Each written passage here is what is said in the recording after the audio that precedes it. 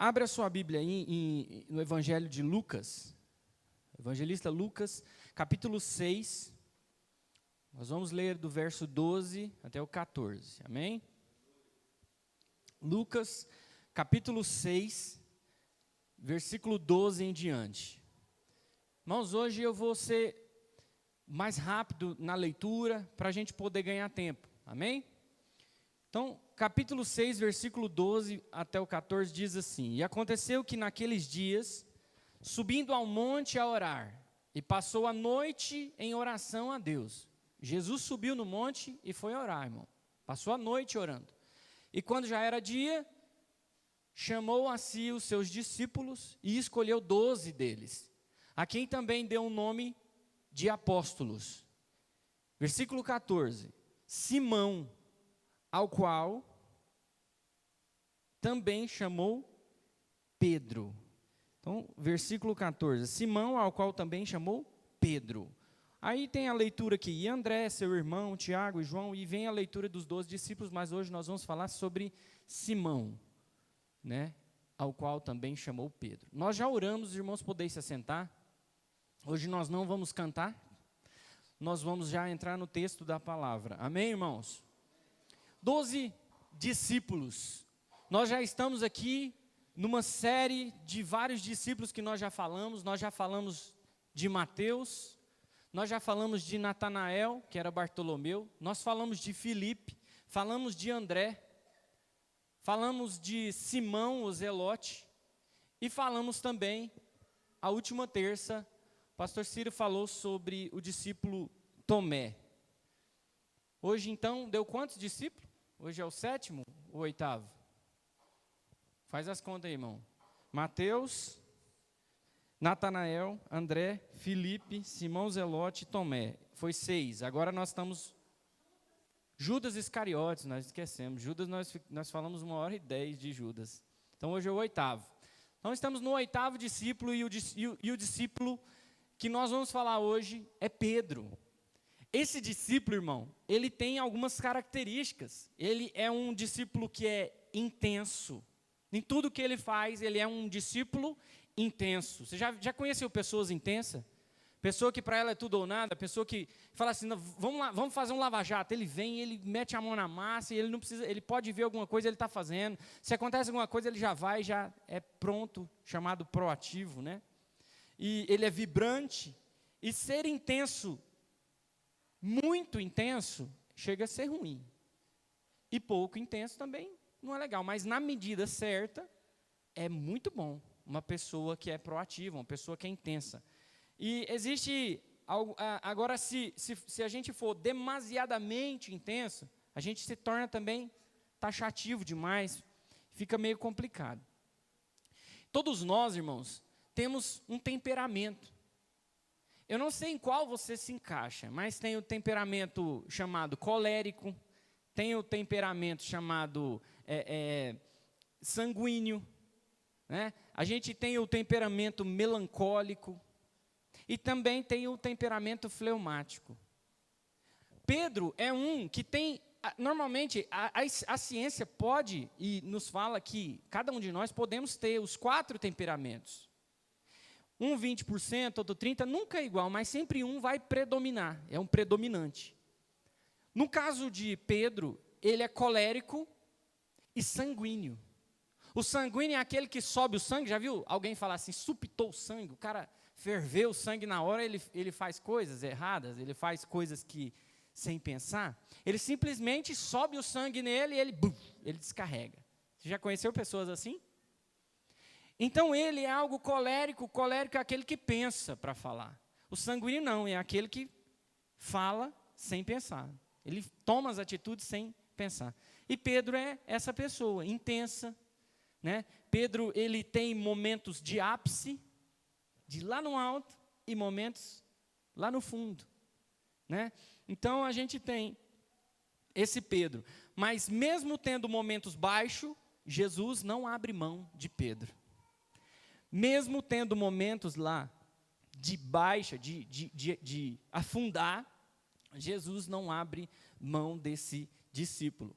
Então, o subtema da nossa mensagem hoje, a gente vai falar sobre o discípulo Pedro, mas o subtema é: Pedro, Jesus não abre mão de você.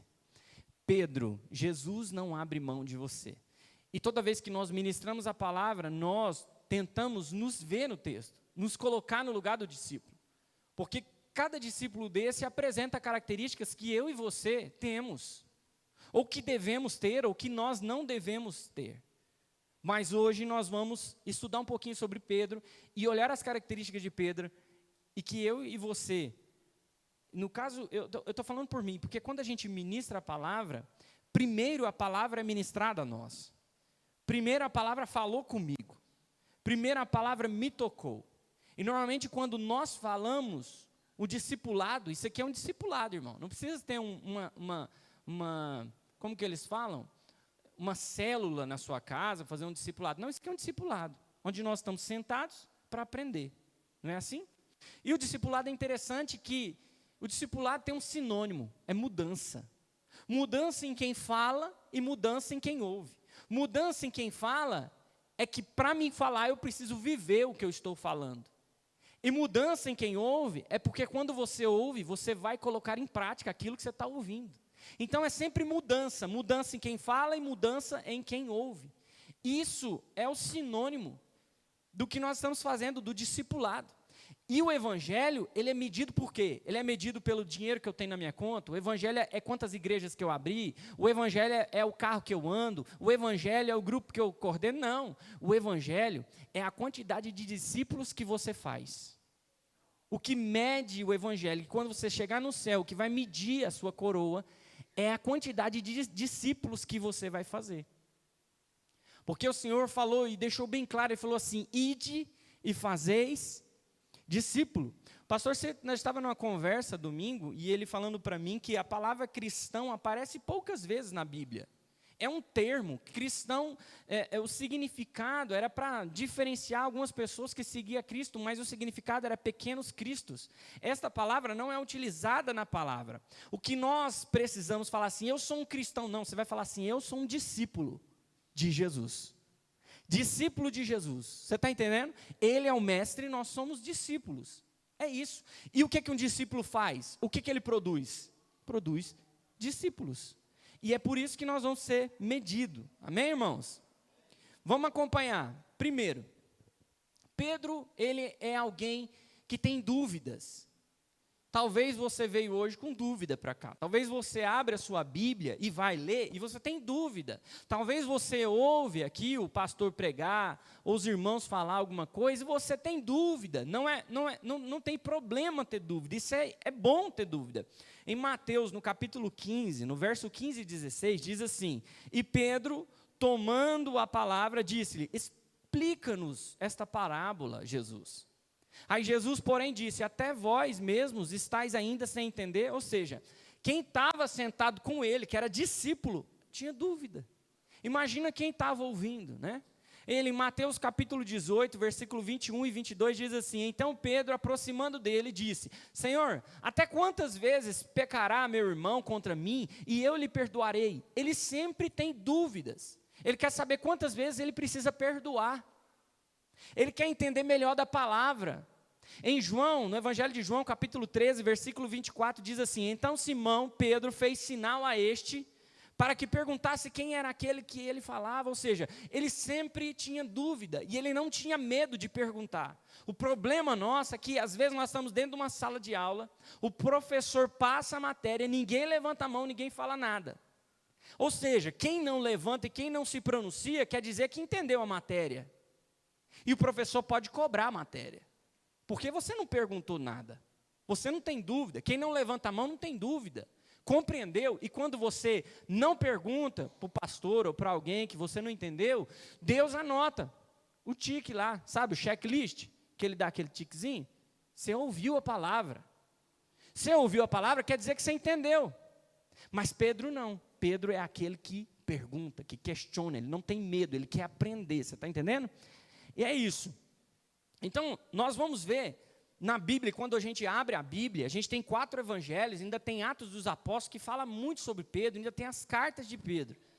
Quando a gente vai analisar esse homem, a gente entende uma coisa, tem uma cronologia. O que é uma cronologia? Uma sequência exata do texto, do tempo e tudo. Não quer dizer que o texto está aqui em Lucas, é o terceiro evangelho, e Atos é depois do evangelho, que Lucas foi escrito antes. E na verdade, Atos foi escrito antes que Lucas. Lucas aparece antes, mas Atos foi escrito antes.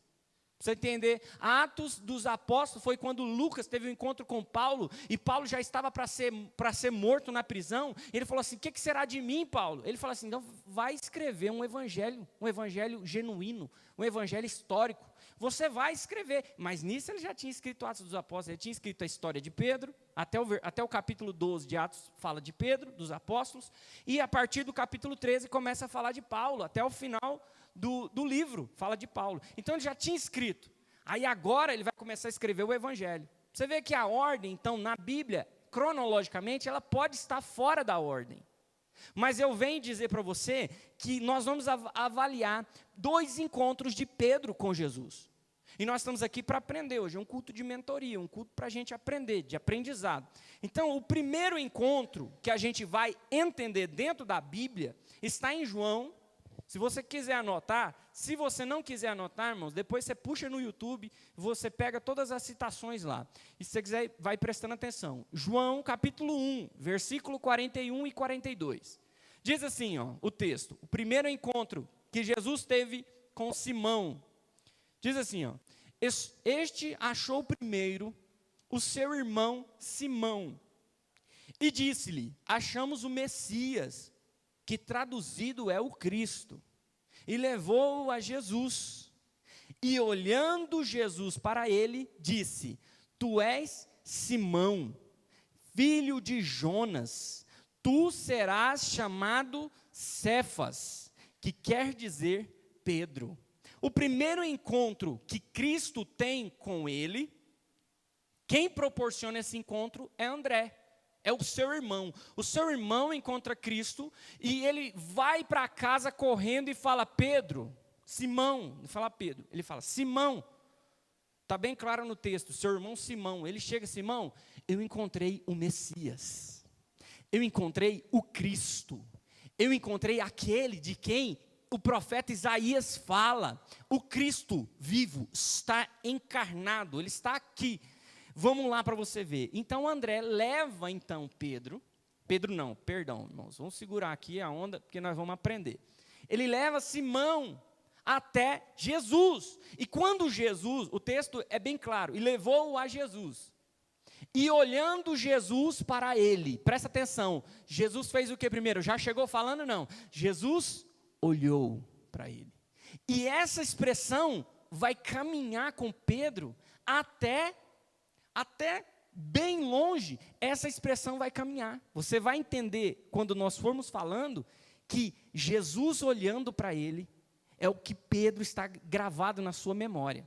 O primeiro encontro, Jesus olha para ele. E já no primeiro encontro, Jesus fala assim: Simão, vamos ler o texto. E olhando Jesus para ele, disse: tu és Simão, que significa aquele que ouve.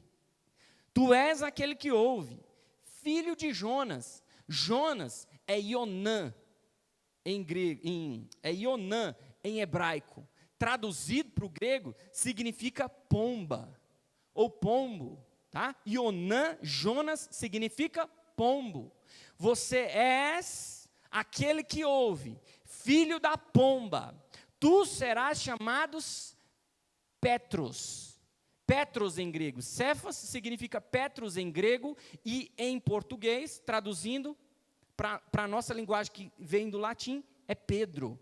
E significa fragmento de pedra. Fragmento de pedra. No primeiro encontro, Pedro é chamado por Jesus: tu és aquele que ouve, filho da pomba, e que é fragmento de pedra. E nós vamos começar a entender o significado dessas palavras, porque muitas coisas que são ditas em português, irmãos, é necessário a gente analisar a Bíblia na tradução grega, no grego koiné, que era um grego mais utilizado, com uma linguagem mais bem falada naquela época. Então nós vamos analisando o texto juntamente.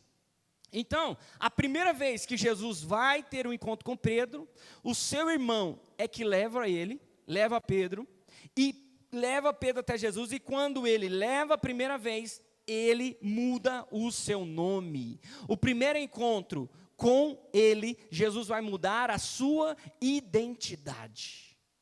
Não é todos, e você não vai ver muitas vezes Jesus mudar nome de ninguém na Bíblia. Você não vai ver Jesus fazer isso.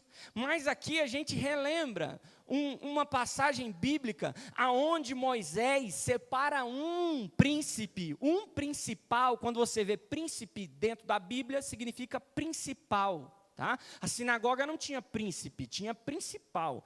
Então, separa um principal de cada tribo. Josué, voltei para o Egito, beleza? Saíram lá da terra do Egito, estão no deserto. Então Moisés separa um de cada tribo e vem diante dele. E tem é chamado Oséias. Oséias se apresenta diante de Moisés. E Moisés olha para ele e fala assim: tu não serás chamado mais Oséias, mas tu serás chamado Yeshua HaMashiach, Josué, que significa Deus é a salvação. Josué mudou o nome, Moisés muda o nome, sabe por quê? Porque ele já sabia que aquele seria aquele que substituiria. E quando tem algo que você vai receber muito grande, você tem que estar preparado para a mudança. Então, quando Deus vem e muda a nossa identidade, Ele muda a nossa identidade, mas por que Ele muda a sua identidade, o seu caminhar, o seu andar? Porque Ele quer te entregar coisas grandes. O Senhor vai te entregar coisas grandes, assim como Jesus mudou o nome de Pedro, Ele receberia algo gigante da parte de Deus. Mas, por enquanto, ninguém está entendendo o que está acontecendo. Então, se você não está preparado para mudar, e aí, pregando como um todo, nós estamos fazendo uma analogia, nós como Pedros, nós precisamos entender que Jesus veio para mudar a sua identidade. Aquilo que você era, você não faz mais. Aquilo que você fazia, você não faz mais. Aquilo que você era, você não é mais. Há uma mudança de comportamento. Por isso que ele fala assim: arrependei-vos, porque é chegado o reino de Deus. É porque precisa haver mudança.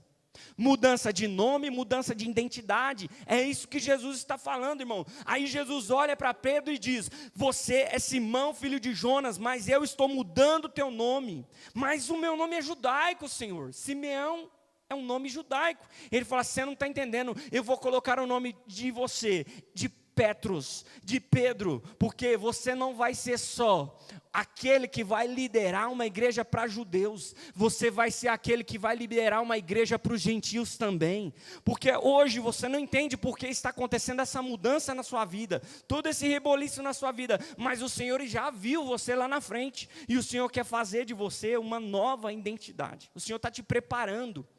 O Senhor está preparando você, aquele que Ele muda o nome, aquele que muda a identidade, Ele está preparando algo grande para pôr na sua mão. Amém, irmãos? Olha para você ver. Não resista às mudanças que Deus faz na sua vida. Quando Deus chegar e falar assim: vou mudar, eu quero tirar você desse lugar, e Ele começa a bagunçar o sistema, Ele começa a fazer as coisas dificultar, você está entendendo? Ele quer uma mudança, e Ele começa a complicar, e aí Ele vem: não resista às mudanças que Deus quer fazer em você. Quando a gente vai ler um texto interessante, que está escrito em Atos capítulo 9, versículo 5, Atos 9, 5, Jesus tem um encontro com Saulo, ou Paulo, da maneira que você quiser falar.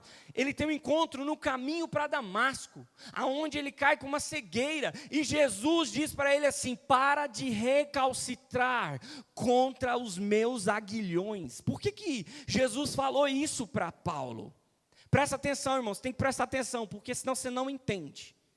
Porque ele fala mais uma vez: para de recalcitrar contra os meus aguilhões. Aguilhão, irmãos, era uma ferramenta pontiaguda, que era usada para amansar animais. Quando o animal, ele se debatia demais, ele se furava com o aguilhão. Mas quando ele ficava quietinho, ele não se machucava. Jesus vem e fala: Paulo, para de recalcitar, para de mexer. Para de se movimentar, para de movimentar as suas vontades. O que Jesus está falando para nós nessa noite, para de recalcitar contra os meus aguilhões. Jesus vai colocar você com uma mudança de pensamento, porque Ele precisa de você, Ele vai mudar a sua identidade, e você precisa entender e parar de se mexer nas suas vontades, porque quanto mais você se mexe nas suas vontades, mais você se machuca e machuca quem está próximo de você. Quanto mais nós relutamos com a vontade de Deus, mais nós se machucamos, nos ferimos, e gente ferida fere outros. Ovelhas feridas machucam outras ovelhas, sujam outras ovelhas. Você está entendendo o que eu estou falando? Aleluia. Então, irmãos, o Senhor está liberando uma palavra para nós: eu vou te amansar.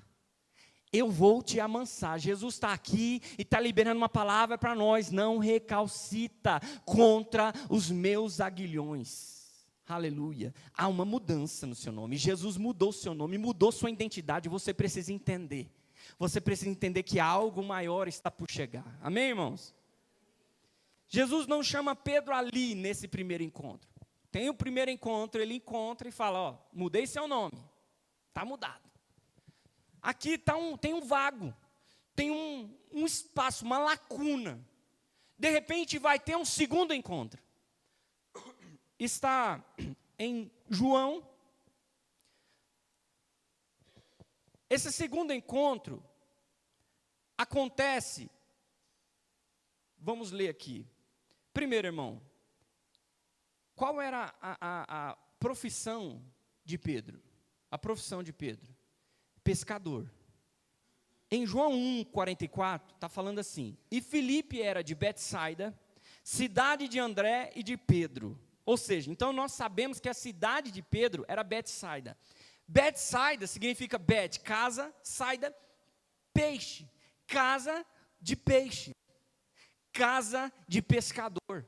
Aonde tem uma cidade que é a casa de peixe, o que produz lá? Produz ferreiro? Marceneiro? Não, produz pescadores. Quando nós temos uma igreja que o pastor ele tem raízes musicais, a igreja ela é praticamente música. Todo mundo canta, todo mundo toca e louvor o tempo todo, e a palavra 10 minutos. Numa igreja que o pastor tem as essências, a sua raiz como profeta, a igreja inteira é profeta, todo mundo profetiza, o manto desce na igreja, todo mundo entrega a revelação e o fogo pega. Você está entendendo o que eu estou falando? Eu não estou falando contra, eu quero que você entenda que a essência vai produzir os frutos. Uma igreja perfeita é uma igreja que tem apóstolo, que tem pastor, que tem mestre. Tem os 5 ministérios: tem mestre, tem evangelista e tem profeta. Apóstolo, pastor, mestre, evangelista e profeta. Tem tudo, é completo. Só que é o seguinte: quanto mais a essência da igreja, é o que vai produzir. Uma igreja que ama a palavra, que ama o estudo da palavra, vai produzir o quê? Pessoas cheias de Deus. Pessoas cheias da palavra, pessoas entendidas, como os bereanos, como o pastor Tito sempre fala. A igreja de Bereia, quando alguém falava, eles estavam analisando as escrituras para ver se o que estava sendo dito era verdade. Você está entendendo? Aquela igreja que ama a palavra, que busca a palavra, que não aceita falar qualquer coisa aqui em cima do púlpito. É uma igreja que busca. Então ele era de Betsaida. O que produz Betsaida? Pescador. E o primeiro encontro, irmão, nessa ideia, porque se você é de Betsaida, você precisa entender que você tem que andar como Betsaida produz. Se Betsaida tem pescador, você precisa ser pescador. Numa igreja que fala da palavra, você precisa entender a palavra, buscar a palavra. Se não está dando Betsaida, irmão, aqui não vai mudar, aqui é Betsaida. Se você quiser ir para Betânia, vai para Betânia, para Naim, vai para Naim. Mas aqui é Betsaida, aqui é cidade de pescadores. Amém, irmãos? Em Mateus... Eu vou ler rápido aqui algumas citações. Mateus 4,18, e Jesus andando junto ao mar da Galileia, viu 2 irmãos Simão, chamado Pedro, e André, seu irmão, os quais lançavam as redes ao mar, porque eram pescadores. Em Lucas, capítulo 5, aqui vai ter o segundo encontro. O segundo encontro acontece aqui, Lucas capítulo 5. Fica ligado, irmão, que senão você perde. Tem muita coisa para a gente falar desse apóstolo. desse discípulo, amém?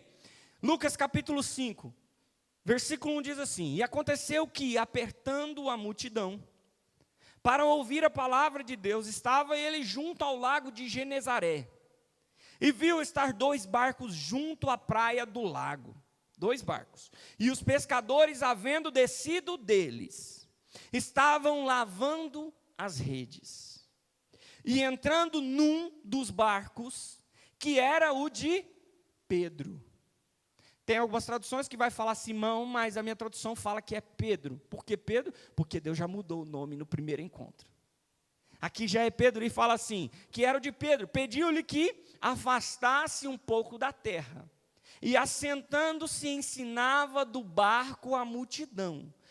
Pega a cena, irmão, monta aí na sua cabeça. O povo está na praia, ele entra num dos barcos e se afasta um pouquinho para falar para a multidão. E esse barco que ele entrou era o barco de Pedro. Vamos lá, irmão, presta atenção. Versículo 4. E quando acabou de falar, disse a Simão Pedro: Faze-te ao mar alto e lançai as vossas redes para pescar. Presta atenção, irmãos, o cara é pescador. O cara entende. A pesca para ele não é um hobby, é uma empresa. Ele não é aquele pescador que nós aprendemos que não tinha nada, que só tinha o barco e a rede, não.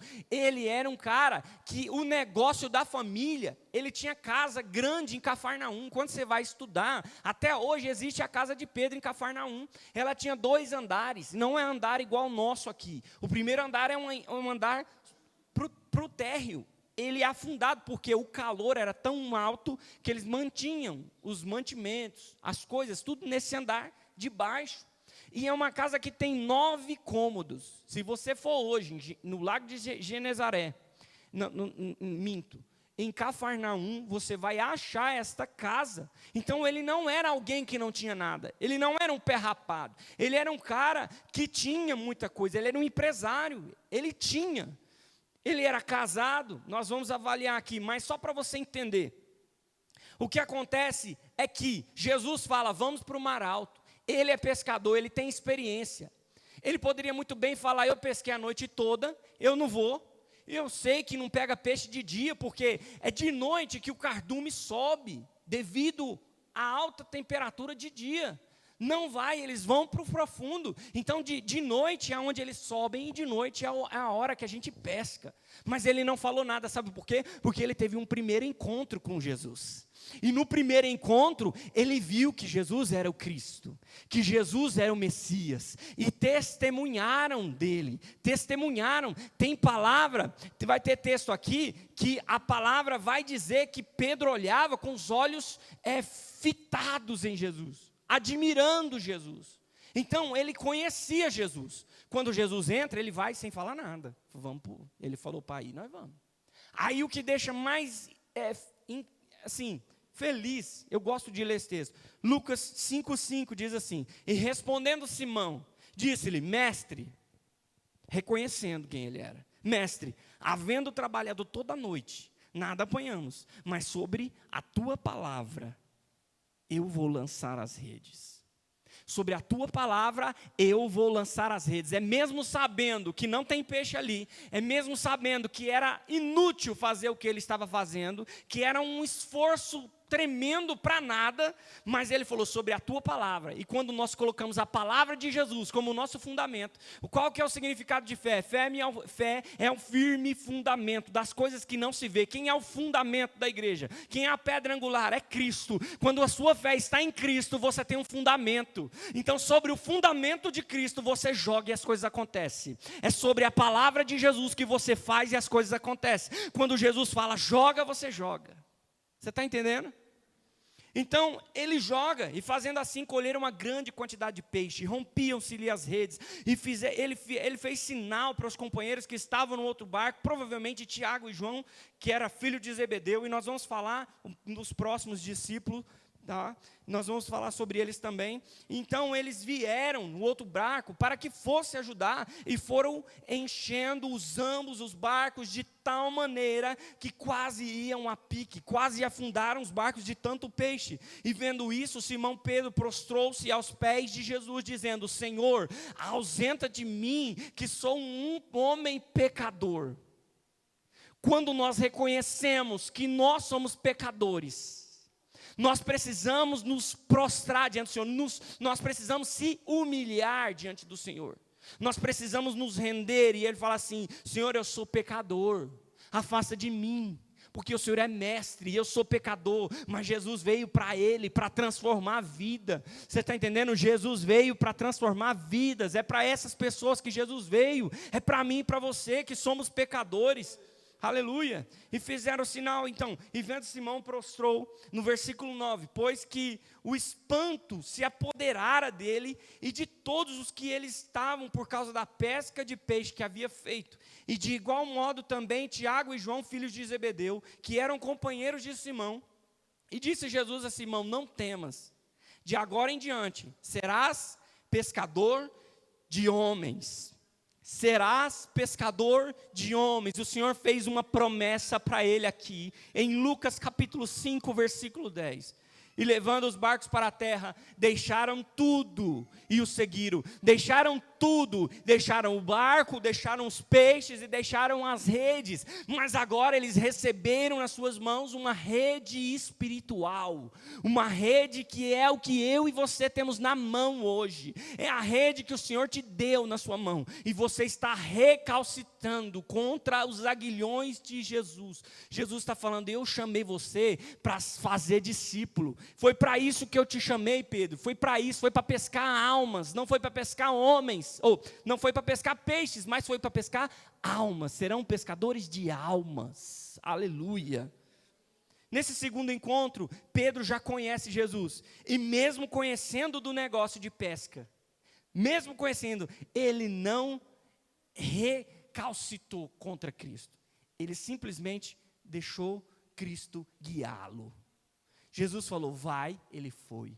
Jesus falou: fica, ele fica. Agora você deixa e me segue. Nós precisamos ouvir a voz de Jesus e obedecê-la. Jesus está falando com você hoje. Jesus te chamou para ser pescadores de homens, pescadores de almas. Foi para isso que Ele fez você. Foi para isso. Não foi para qualquer outra coisa. Não foi para, eu sou isso, eu sou aquilo, eu vou construir, vou adquirir dinheiro. Irmão, se Deus te deu dinheiro é para você abençoar a obra. Se Deus te deu um carro é para você abençoar a obra. Você está entendendo? Não é para você doar o carro, mas pega o seu carro e põe na frente da igreja quando tiver alguma coisa para fazer. Pega o seu dinheiro e compra a cesta básica e ajuda o evangelismo. Faz alguma coisa, porque o Senhor te chamou. O Senhor mudou seu nome. O Senhor falou assim: agora você não é mais pecador, porque antes você era filho do pecado, você era escravo. Esse era seu nome era: você não dá conta de pagar a conta, porque a conta é tão alta que você não pode pagar. Mas aí vem Jesus e fala: você não é mais escravo, você é filho. Eu mudei seu nome, eu te pus uma nova identidade, agora você é filho. A diferença, irmão, é que, olha para você ver, no filho pródigo, o filho, ele está dentro da casa, ele está em paz, mas sem saber, sem ter o entendimento que ele tem paz, sem ter a compreensão. Aí o filho sai, e ele não tem paz, sem compreensão. Depois ele vai, ele não tem paz, mas com compreensão. Quando ele volta, ele tem paz, mas entendendo quem ele é. Antes ele não sabia o que ele era, e ele tinha paz. Quando ele sai, ele descobre que ele perdeu a paz, mas ele não tinha entendimento. Quando as coisas ficam claras na sua mente, ele entende quem ele é. Ele é filho. E ele tem paz. O que nós estamos aqui hoje, irmão, você precisa entender. Nós somos filhos. E precisamos compreender por que nós temos paz. Porque Jesus nos traz a paz. Nós precisamos entender que o nosso fundamento é Cristo. O nosso firme fundamento é Cristo. Amém? Então, vamos continuar aqui. E o ministério de Jesus, ele dura 3 anos e 6 meses. E aqui começa o ministério de Pedro, andando com Jesus. Teve os 2 encontros, agora ele começa a andar com Jesus. Ele começa a andar com Jesus e começa a aprender muitas coisas. A palavra diz que Pedro, ele tinha um bom relacionamento com a sua família. Quando você vai analisar em Mateus capítulo 8, versículo 14, diz assim: e Jesus entrando em casa de Pedro. Ou seja, olha para você ver como começa o ministério de Jesus juntamente com Pedro. Ele entrando na casa de Pedro. O ministério começa dentro, não começa fora. O ministério começou dentro. Ei, Jesus quer entrar dentro da sua casa. Jesus quer fazer morada na sua casa, mas tem hora que você não deixa. Tem hora que você faz o contrário, você bota Jesus para fora. Você põe aonde ele, faz como Obed-edom, põe ele no centro da sua casa, no centro da sua casa. Lá não passa coisa errada, lá você tem que entender que a casa precisa ser o centro do evangelho. E Pedro faz isso, ele põe Jesus aonde? Dentro da sua casa. E já começa bem, porque viu a sogra de Pedro, que estava doente, acamada, com febre. Então vem Jesus, já faz um milagre na sogra de Pedro. E aqui Pedro tem um bom relacionamento com a sogra, porque a sogra está na casa dele. Quando a gente vai olhar, por exemplo, tem uma frase interessante de Josué Gonçalves, um pastor, ele diz que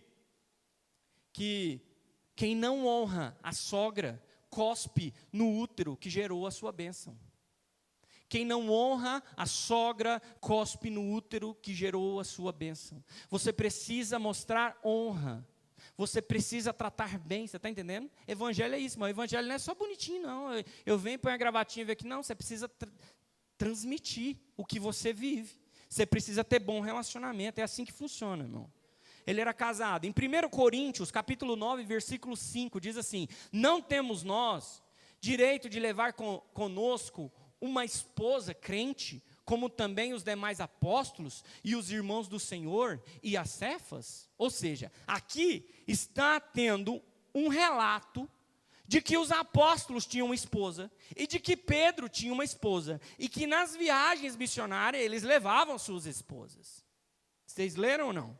Está em 1 Coríntios 9,5. Nós temos de direito de levar conosco uma esposa crente, como também os demais apóstolos e os irmãos do Senhor e Pedro. Então aqui comprova que ele tinha uma esposa. Após curar a sua sogra, Jesus curou muitos enfermos. Quando você vai ler Mateus 8, versículo 14 em diante, quando ele cura a sogra de Pedro, junta muita gente dentro da casa de Pedro. E ele cura, e ele prega, e ele expulsa endemoniados dentro da casa. E aí eles falam assim, se coloca para fora da casa e forma uma multidão. E ali Jesus faz milagres. É o primeiro, começa dentro da casa e depois vai para fora da casa. Deus vai começar o evangelho dele dentro da sua casa.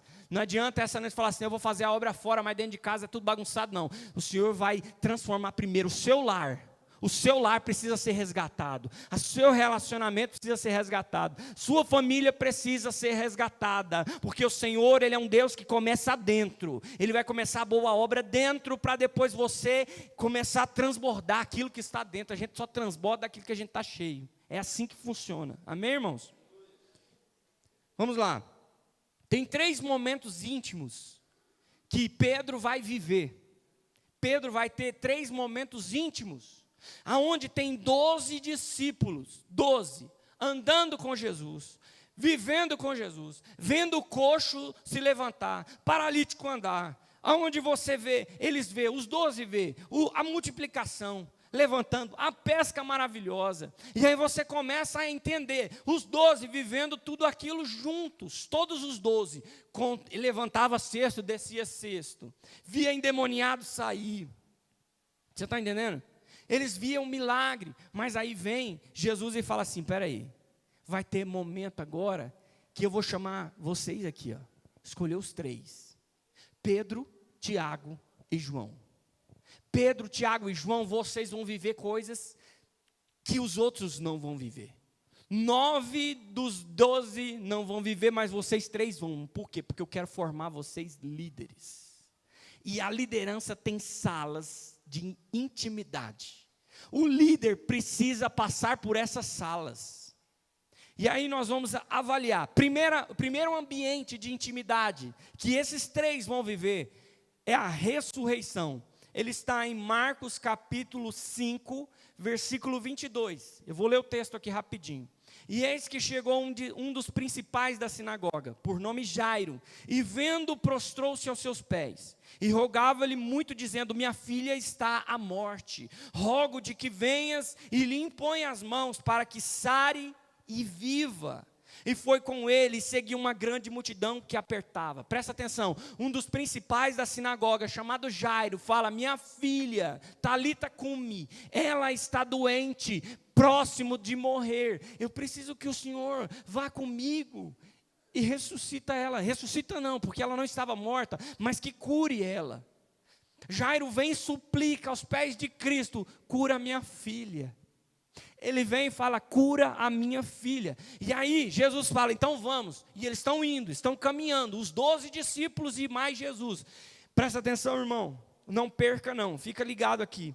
E aí eles começam a andar. Vem a mulher do fluxo de sangue, e todos conhecem, toca as vestes dele, e ele continua. De repente vem os servos do principal, chamado Jairo, e fala: não mexa mais com o mestre, não perturbe o mestre, porque a menina já está morta, a menina já morreu, não perturba. Jesus ouviu aquilo, olhou para ele e falou assim: fica tranquilo, só crê, crê somente, só crê.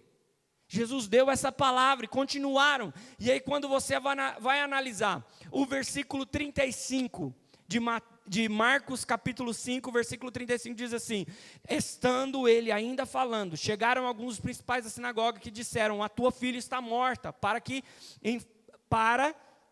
enfadas mais o mestre. E Jesus, tendo ouvido essas palavras, disse ao principal da sinagoga: não temas, crê somente.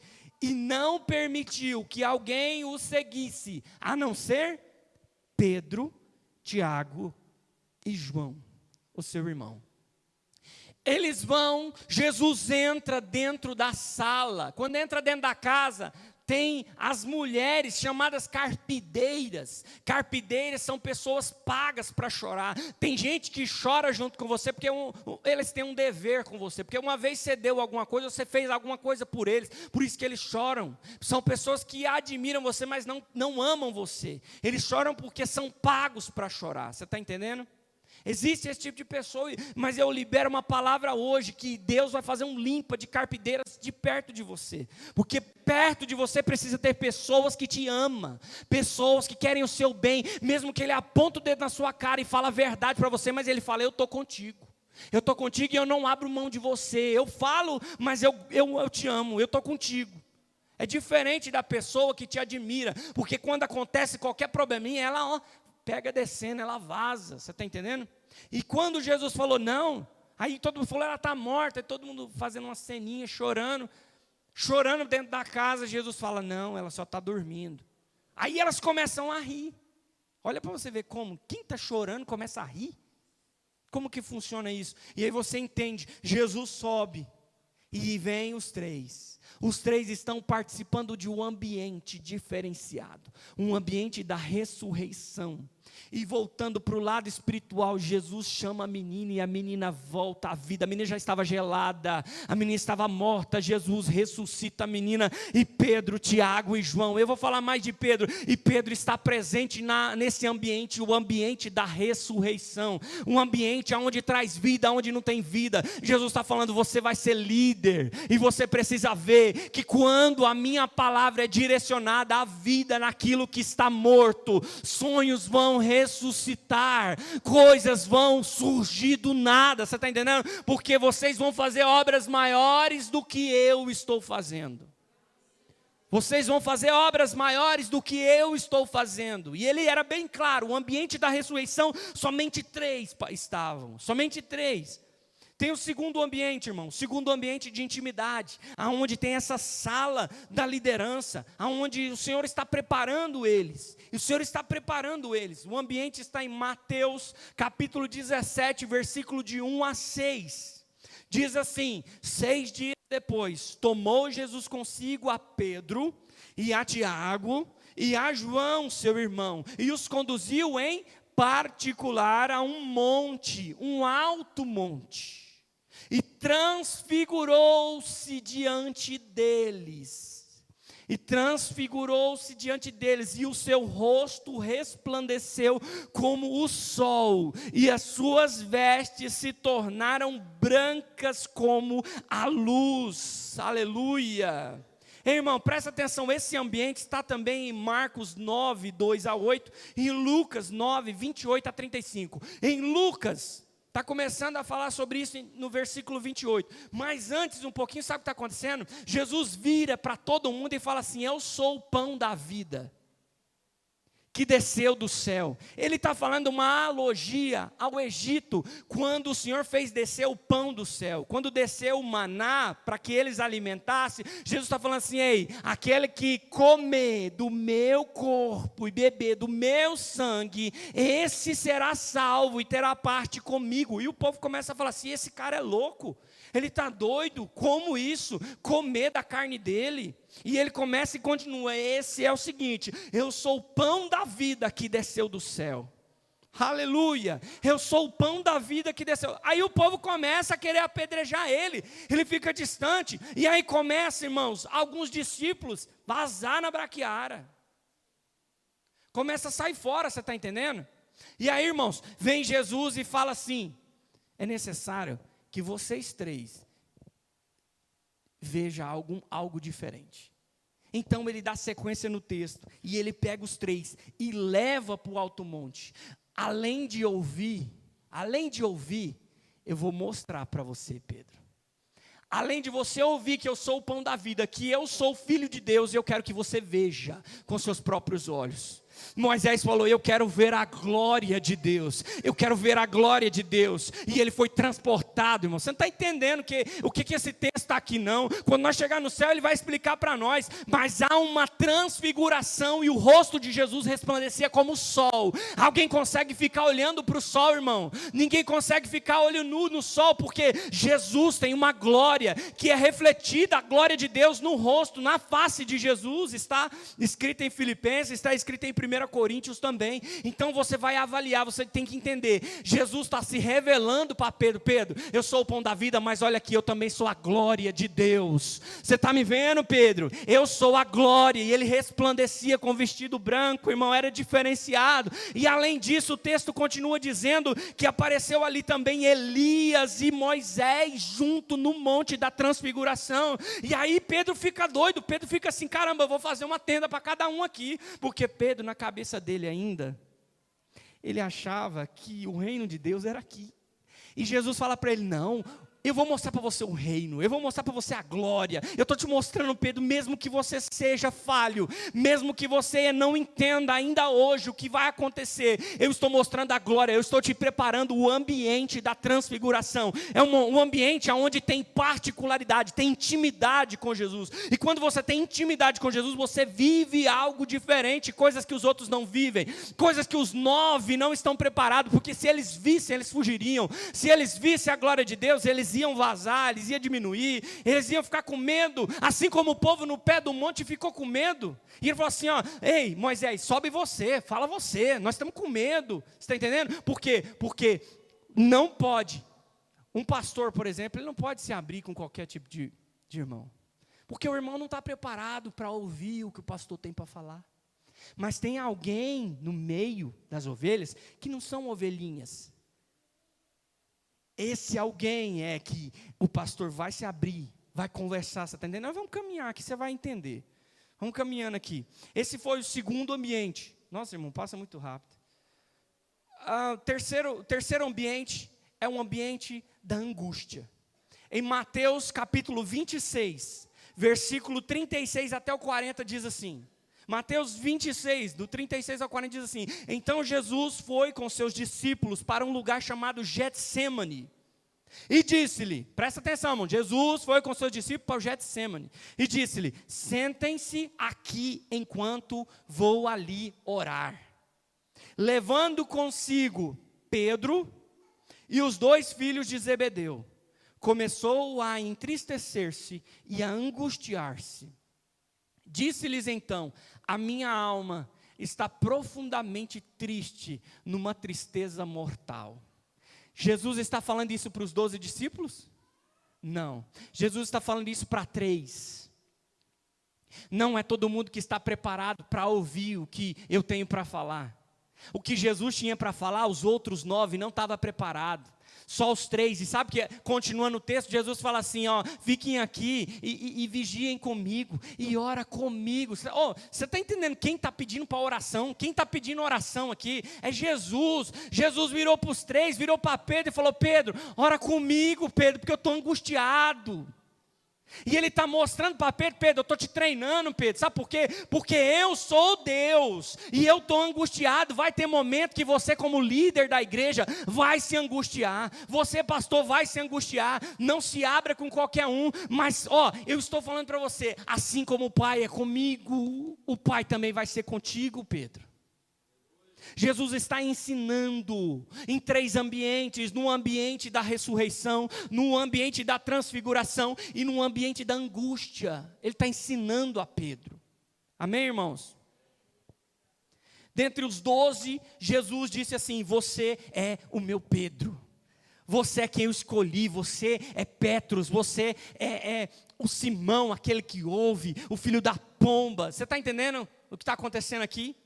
Olha para você ver, aí você fala assim: pastor, onde você viu que eles são realmente os líderes da igreja? Abra aí na sua Bíblia, Gálatas capítulo 2, versículo 9. Gálatas capítulo 2, versículo 9, diz assim: e conhecendo Tiago, Pedro e João, que eram considerados colunas da igreja. Irmãos, eles eram considerados colunas da igreja. Deus te levou para ambientes de intimidade, porque Deus não quer te fazer como um tijolo. Deus não quer você como um tijolo, Deus não quer você como um telhado, mesmo que seja funcional um tijolo, cimento, telhado. Deus quer fazer de você, Pedro, coluna, porque a coluna é o que sustenta tudo isso. Deus quer fazer você coluna da sua casa, coluna da sociedade, coluna do seu trabalho, coluna do seu casamento. O Senhor está falando assim, coluna da sua igreja. Deus não quer você como tijolo, Deus quer você como coluna. Você é Pedro, e eu estou te capacitando. E talvez venha alguém e fale assim: mas tudo é eu, tudo acontece comigo. Você vê, para ele ali é mais fácil.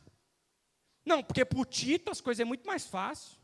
Não, porque para o Gilmar é fácil demais. Agora eu só tomo na tarraqueta, eu só sou repreendido, eu só apanho, eu só isso, eu só aquilo.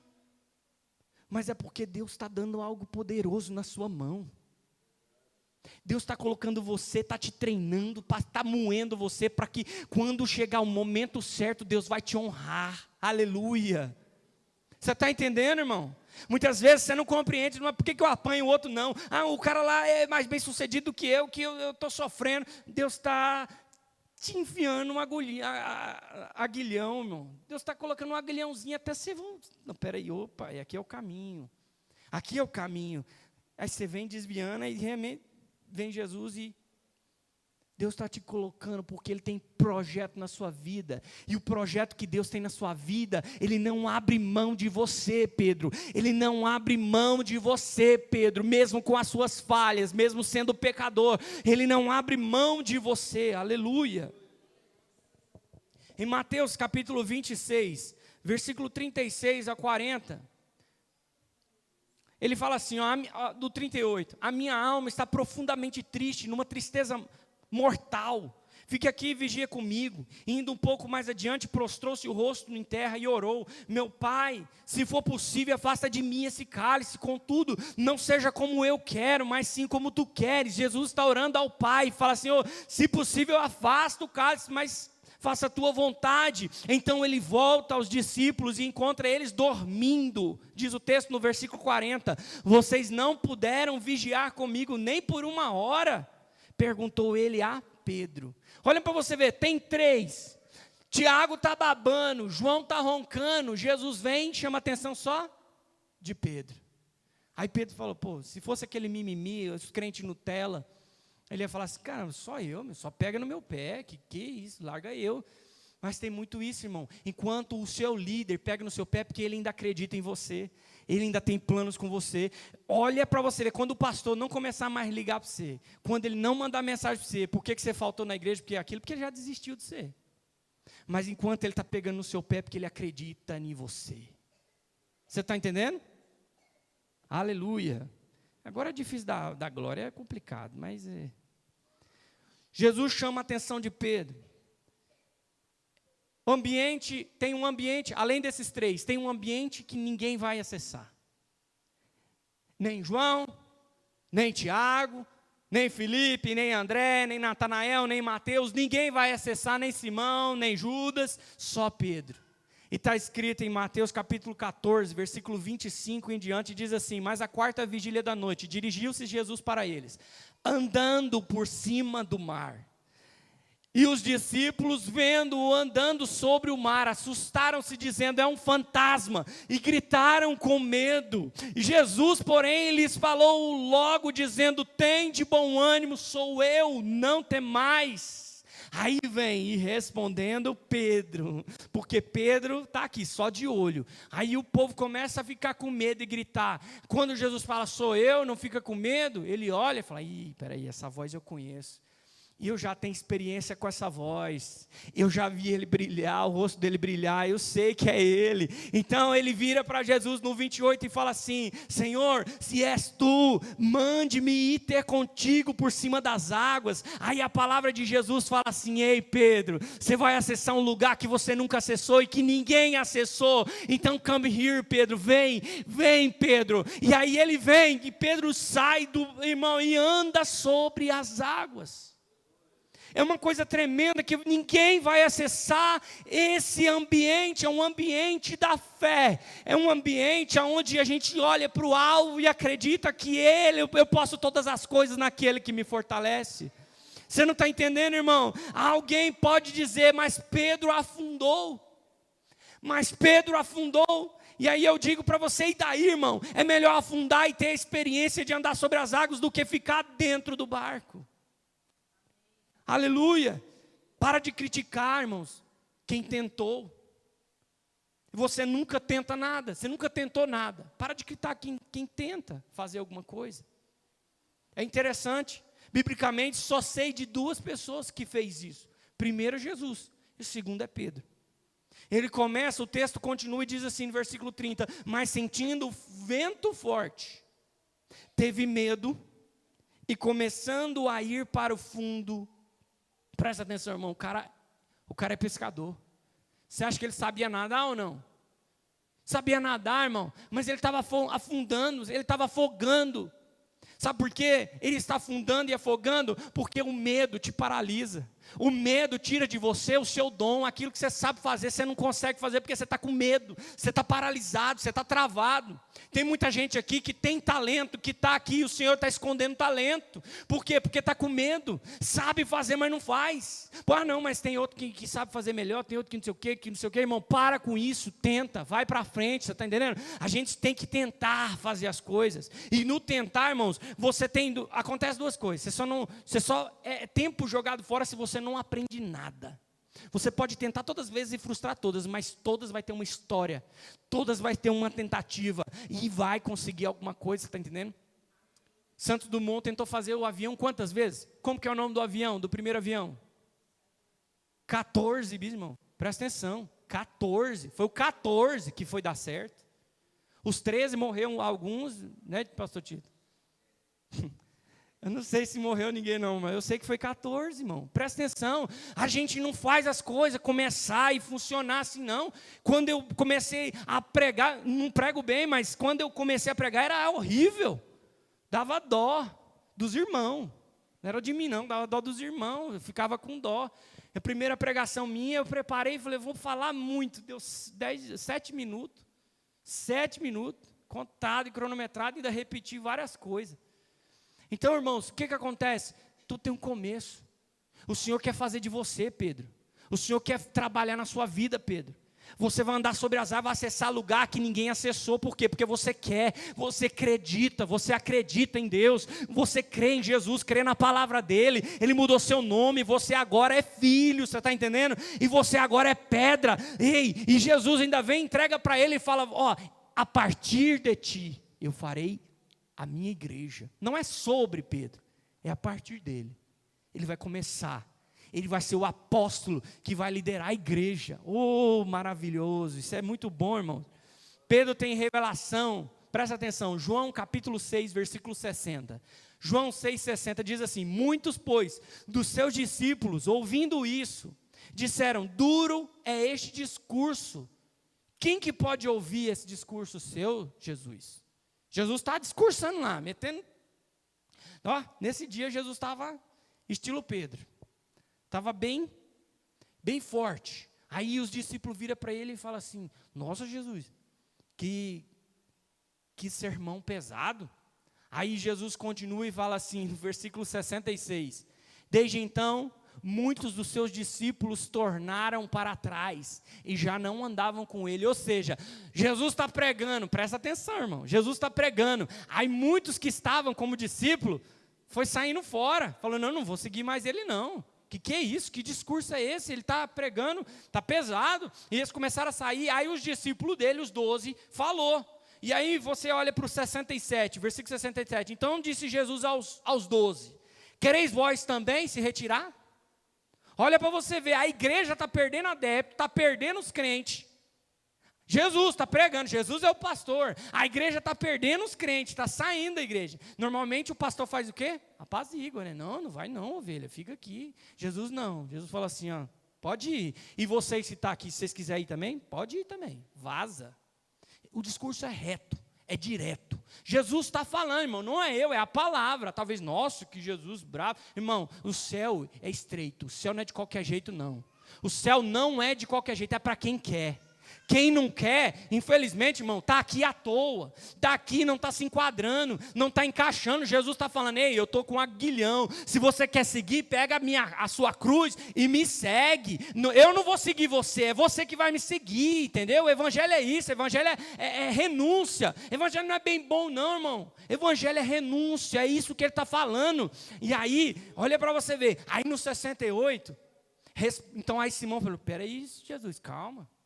Posso falar? Me dá a oportunidade. Você vê o tipo de Pedro. Pedro é diferenciado. Pedro levanta e diz: posso falar? Dá oportunidade para mim falar? Pode. Aí ele fala aqui, ó. Respondeu, pois, Simão Pedro: Senhor, para quem iremos nós? Tu tens as palavras de vida eterna. Aí você olha, irmão, não é aqui, você já ouviu aquela música assim: para onde iremos nós? Só tu tens a palavra de... Aí eles cantam para onde? E onde não é... Está errado, o texto que é o correto é Pedro falando, Pedro está correto, não é o lugar que você está, que tem palavra vida eterna, é quem está no lugar. Você pode estar no deserto, você pode estar no vale, pode estar na dificuldade, pode estar na riqueza, aonde Jesus está, tem palavra de vida eterna. Se Jesus estiver, tem palavra de vida eterna. E ele fala: onde eu estiver, 2, 3 reunidos, e ali eu estou. E ele está aqui nesta noite, irmão. Jesus está falando para você: aonde eu estou tem palavra de vida eterna. A palavra está sendo pregada. Acredita na palavra, creia na palavra, siga a palavra, coloque em prática a palavra. É isso que ele está falando para nós. Você está entendendo, irmão? Aleluia, Deus é poderoso e maravilhoso. Eu vou correr aqui para a gente terminar rapidinho, tá, irmãos? Pedro sabe o que quer. Então ele fala, né? Por exemplo, vou dar um exemplo, uma frase que um pensador, ele vive hoje nos nossos dias, chama Mário Sérgio Cortella. Ele é muito bom no mundo corporativo e ele diz uma coisa: corrija em particular e elogia em público. O tema dele, e é muito, dá certo, você corrige, né? Você chama de cantinho e fala: ó, é assim, assim. Aí em público seu, parabéns, tal, está sendo bom. Por quê? Porque você motiva, né? Mas Jesus não, Jesus é o contrário, irmão. Em Mateus capítulo 16, versículo 15 e 17 diz assim, ó: disse-lhe eles: e vós, quem dizeis que eu sou? Porque o problema ali estava falando, uns dizem que Jesus é João Batista, outros dizem que Jesus é Elias, outros dizem que isso, que aquilo. Aí Jesus fala assim: vocês, discípulos, os 12, quem vocês dizem que eu sou? Quem vocês acham que eu sou?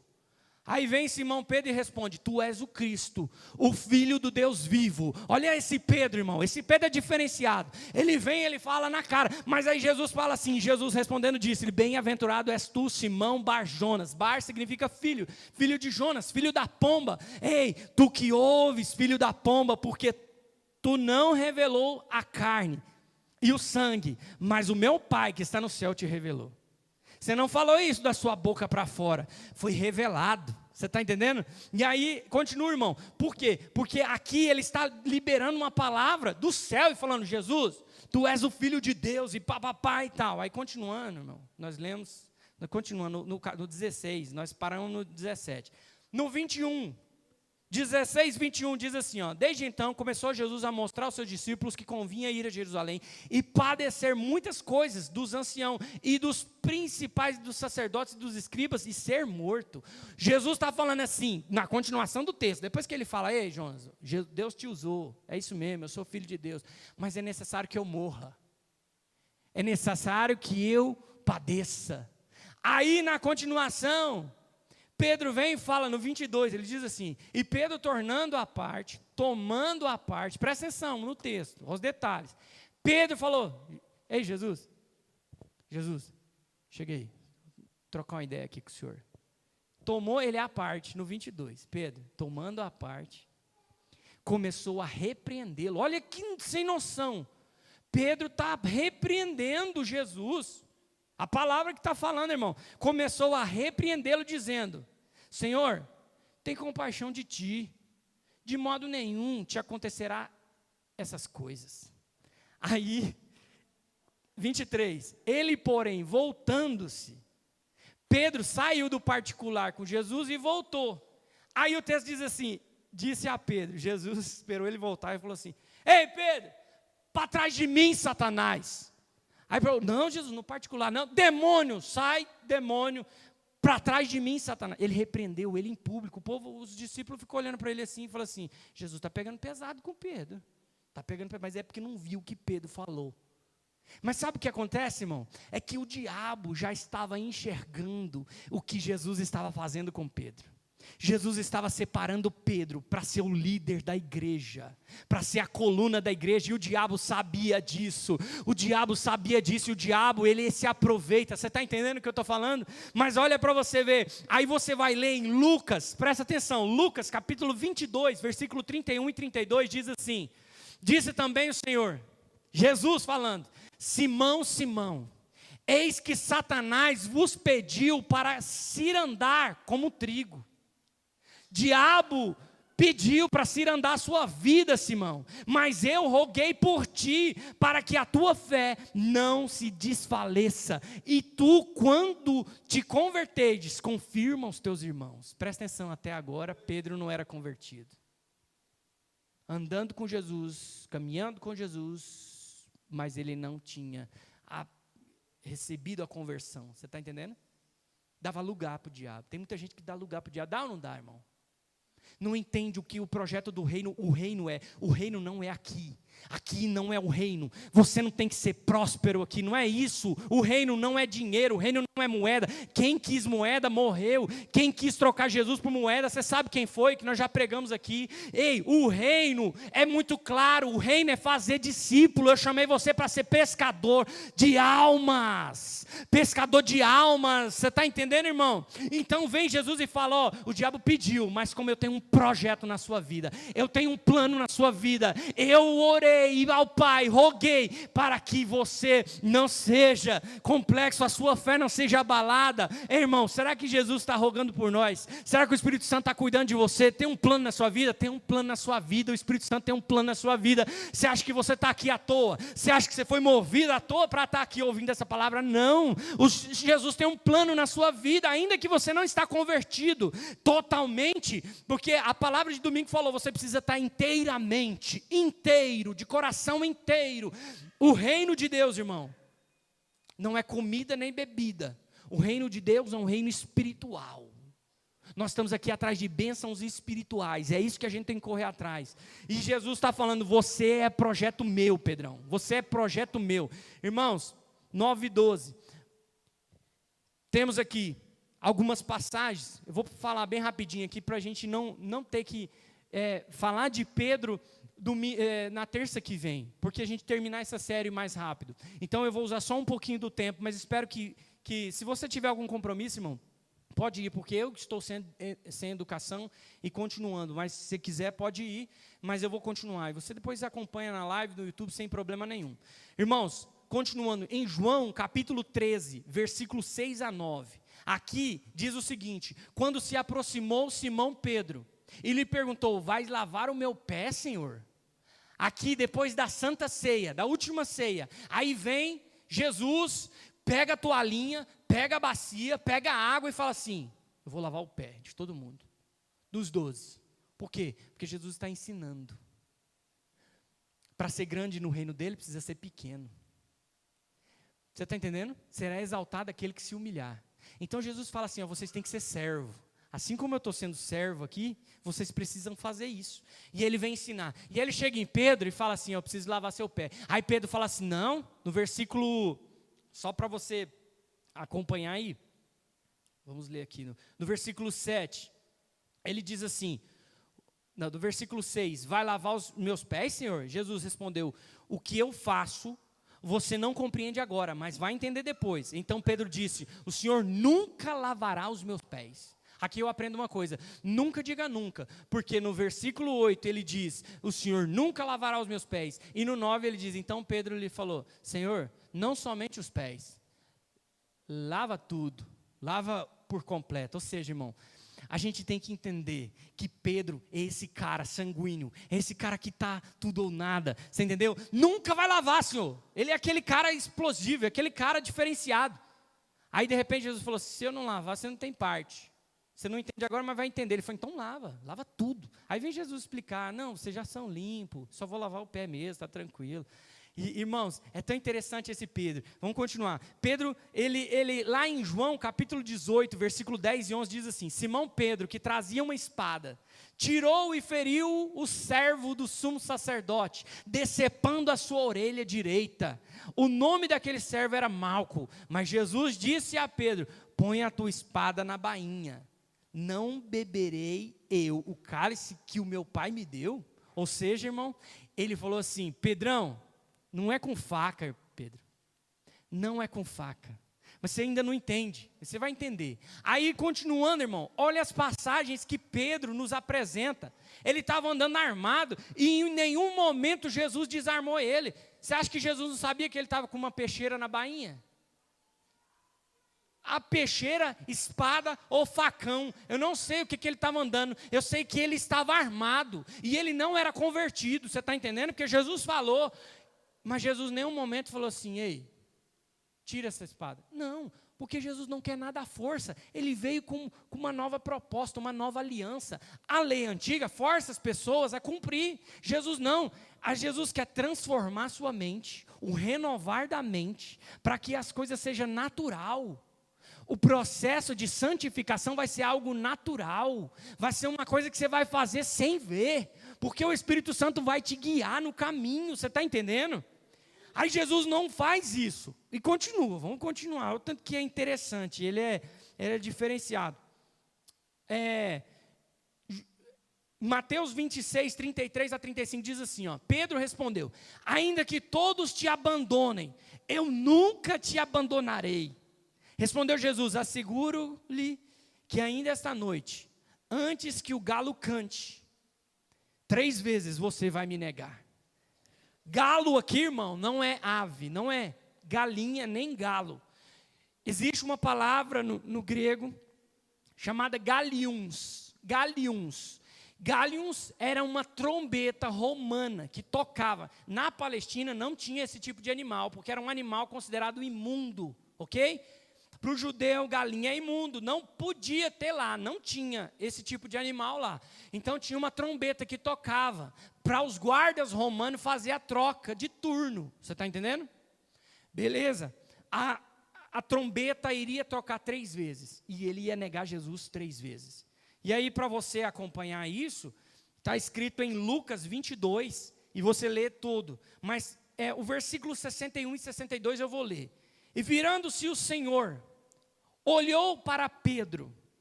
Olha Jesus, irmão. O primeiro encontro que Jesus teve com Pedro, o que ele fez para Pedro? Ele olhou. E aquilo está dentro do coração de Pedro, dentro da mente de Pedro. O olhar de Jesus para ele. E aí vem aqui, no versículo 61 diz, e virando o Senhor, olhou para ele. E Pedro lembrou-se da palavra do Senhor, como lhe havia dito, antes que o galo cante hoje, me negarás 3 vezes.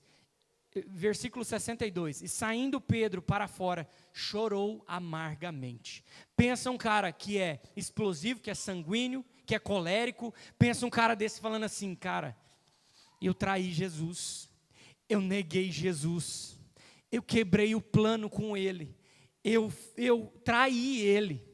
Sabe o que é trair Jesus? Ele traiu Jesus, ele fez o que ninguém era para fazer, ele era o mais querido, ele é o que mais teve textos falados dentro da Bíblia. Quem tem textos falados é porque viveu mais com Cristo, andou mais com Cristo, teve mais experiências com Cristo, ele amava Cristo, você está entendendo? Ele gostava, na verdade, de Cristo, e ele traiu a Jesus.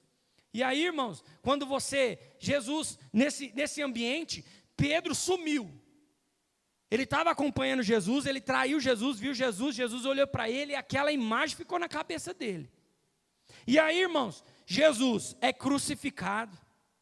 Às 3 horas da tarde, Jesus morre, entrega o seu espírito e ele morre. Jesus é pego ali por Nicodemos e por outro lá que eu esqueci, dos principais da sinagoga. Eles pegam o corpo dele correndo. Correndo por quê? Porque às 18 horas da sexta começava o Shabbat Shalom, que é o sábado do Senhor, que começa às 18 horas da sexta e termina às 18 horas do sábado. E ninguém podia tocar em defunto e cadáver, e não podia mexer nada, não podia fazer nada. Então eles pegam o corpo dele, enrolam o corpo dele e colocam o corpo dele dentro de uma tumba onde eles haviam comprado. E colocam e põem uma pedra. Durante o sábado não se vê Pedro.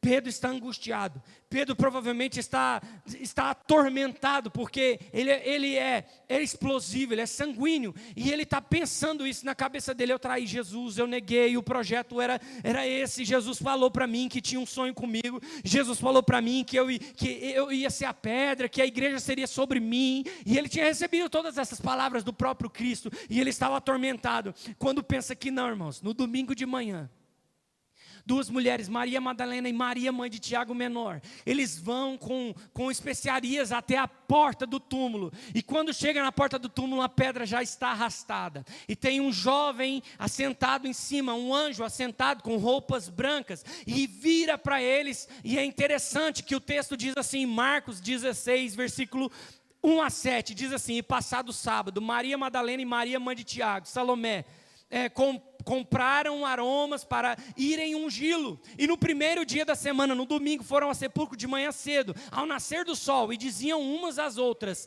quem nos revolverá a pedra da porta do sepulcro, para a gente exumar o corpo dele, para a gente perfumar o corpo dele.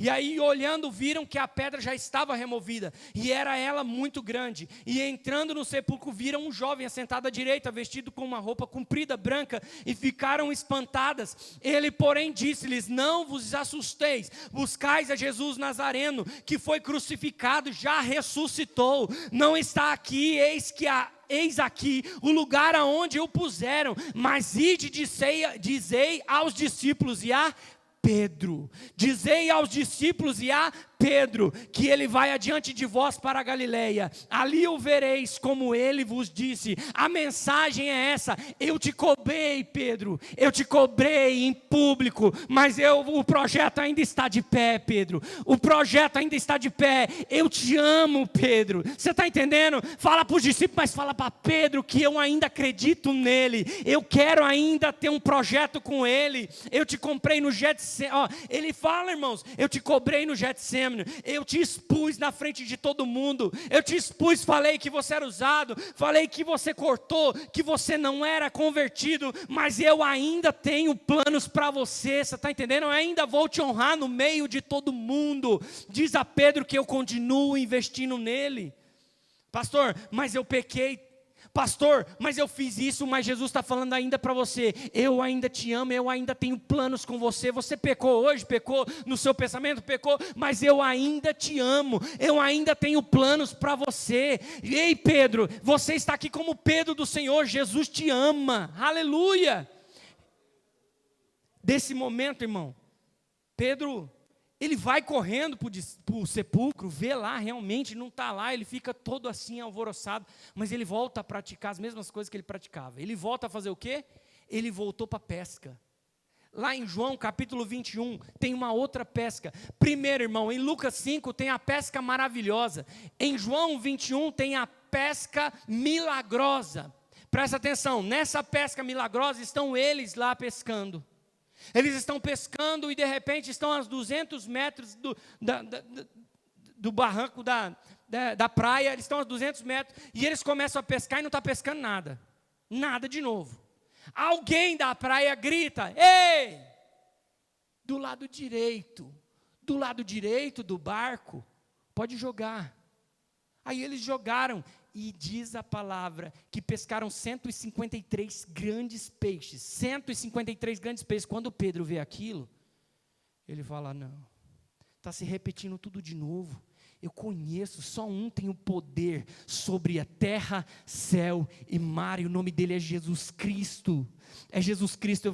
Eu não sei se você está entendendo, mas o único que tem o controle sobre todas as coisas da sua vida, do seu trabalho, da sua saúde, da sua família, se chama Jesus Cristo, e ele não perdeu o controle. E Pedro fica assim, e ele se veste, e ele fica com vergonha. Por quê? Porque ele negou. Por quê? Porque ele traiu, porque ele pecou, e ele fica com vergonha. Porque quando nós pecamos, nós nos escondemos. Fala se não é verdade, irmão. Quando você peca, você não quer vir para a igreja. Quando você peca, você quer fugir. Você quer fugir do confronto. Mas aqui tem Pedro. Pedro entra para o confronto. Mesmo que ele não entende nada, ele pergunta. Ele está aqui para tudo ou nada. Ei, existe confronto. E Jesus fala assim, ei Pedro, eu sei.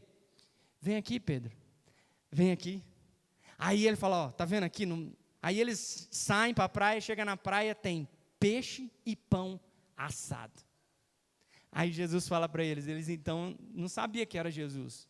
Eles imaginavam que era, mas não reconheciam. Então Jesus fala, eu não pesquei, mas está aqui, porque eu tenho para você. E ele começa uma conversa com Pedro, e começa a falar um texto assim, Pedro, tu me amas? E quando nós vamos analisar esse texto, irmão, nós não podemos ler em português. Nós temos que ir para o grego, porque no grego é diferente. Ele fala assim, agapaus-me, Pedro. O que é agapaus-me? É um verbo em ação. Ágape é um amor incondicional. Pedro, tu me amas? Agapaus-me, Pedro. Aí Pedro fala assim, filéu. Filéu significa eu gosto. Então, Pedro, tu me amas? Ele, filéu. Pergunta de novo, Pedro, tu me amas? Ele, filéu. Na terceira vez, Pedro, você gosta de mim? Jesus abaixa. E Pedro responde filéu, porque ele sabe que não adianta mentir para Jesus, para o Filho de Deus. Não adianta, irmão. Você acha que Jesus não está te olhando agora? Você acha que Jesus não está vendo o seu coração agora? Você acha que Jesus não passou pelo seu pensamento? O que você está pensando agora? Eu não sei o que você está pensando, mas Jesus viu, porque Jesus está te vendo. Jesus viu você no primeiro encontro, Jesus viu você no ventre da sua mãe, Jesus está te vendo hoje, e Jesus está falando, você pecou, mas eu te amo, Jesus está falando para nós hoje, não importa o que você fez, porque o meu amor basta por nós, porque eu te amo com a graça, e a graça já pagou tudo na cruz do Calvário. O que eu preciso que você entenda, é que você se arrependa, e você entenda, e aí vem Jesus e fala pela terceira vez, tu gosta de mim? E ele fala, tu sabes que eu gosto, porque não tem como mentir, eu gosto. Aí Jesus fala para ele, então, apacenta as minhas ovelhas. Irmão, você não está entendendo, porque como que Jesus confia a coisa mais valiosa que ele tem, que é as ovelhas, o rebanho, a igreja, na mão de alguém que só gosta? É porque Jesus sabe que hoje ele só gosta, mas amanhã ele vai amar. Hoje você só gosta de ler a Bíblia, só gosta de estar aqui, só gosta de cantar, mas Jesus sabe que amanhã, Ele te confiou isso aí, mas Ele sabe que amanhã você vai amar o que você faz. Você está entendendo? Hoje, Pedro, você não tem o amor de se entregar por mim, mas um dia você vai se entregar. Um dia você vai morrer crucificado de cabeça para baixo, por amor a mim, por amor ao Evangelho. E ele, irmão, em Atos, no capítulo 2, versículo 14, ele começa a pregar. E Pedro não é o desinstruído, ele começa a usar muitas citações da Bíblia, e eles estão cheios do Espírito Santo. Alguém vira e fala assim, eles estão bêbados. Ele fala, ei, cala sua boca, ninguém aqui está bêbado, todo mundo está cheio do Espírito Santo de Deus. O Espírito Santo de Deus é o que faz a obra, o Espírito Santo de Deus é o que transforma, o Espírito Santo de Deus é o que cura, o Espírito Santo de Deus é o que faz nós, irmãos, nós arrependemos do nosso pecado. É o Espírito Santo de Deus. E ele começa a pregar, e no versículo, irmão, no versículo 40 e 41 de Atos 2, e com muitas outras palavras, isto testificava e os exortava, dizendo, salvai-nos desta geração perversa. E no versículo 41 diz assim, de sorte que foram batizados os que de bom grado receberam a sua palavra, e naquele dia agregaram-se quase 3.000 almas. 3.000 almas, e aqui se cumpriu Lucas capítulo 5, versículo 10, e farei de você pescador de homens. Ei Pedro, eu farei você pescador de homens, apacenta as minhas ovelhas. Deus colocou nas nossas mãos, irmãos, ide fazer discípulos, e aqui está Pedro virando e falando, eu nasci para isso, eu nasci para isso, eu nasci para ganhar alma, eu nasci para pregar o Evangelho, é para isso que Deus te chamou, Pedro. É para isso que Deus te chamou. Aleluia. Vou terminar por aqui. Eu queria que os irmãos ficassem de pé.